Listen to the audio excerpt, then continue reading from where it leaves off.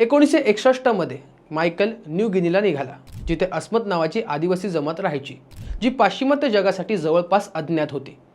त्याला आपल्या वडिलांचा म्युझियम म्हणजे प्रिमिटिव्ह आर्टसाठी न्यू गिनीमधल्या अस्मत जमातींच्या कलाकृती गोळा करायच्या होत्या. त्या आदिवासींना पाहिलं तर असं वाटेल की ते स्टोन एज मधले आदिवासी आहेत, कारण त्यांच्या अंगावर कपडे नव्हते. त्यांचं आयुष्य मायकलच्या आयुष्यापेक्षा एकदम अपोजिट होतं. मायकलने 1961 मध्ये दोनदा न्यू गिनीला भेट दिली. पहिली भेट मार्च ते ऑगस्ट आणि दुसरी भेट ऑक्टोबर 1961 मध्ये घेतली. पहिल्या भेटीत 6 महिने तो अस्मत लोकांमध्ये राहिला. तिथे त्याने त्यांच्या लाईफस्टाईलचा अभ्यास केला आणि त्यांच्या काही कलाकृती आपल्या वडिलांच्या म्युझियमसाठी गोळा केल्या.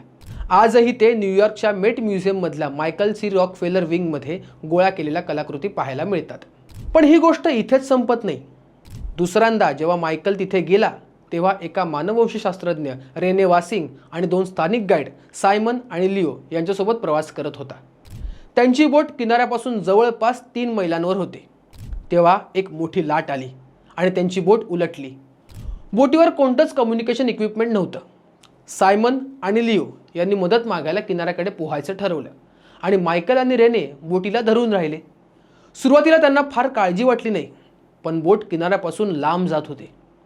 बराच काळ गेला आणि मदत येण्याचं काही नावच नाही. मायकलचे पेशन्स संपले आणि त्याला वाटलं की ते गाईड्स त्यांना सोडून पळाले.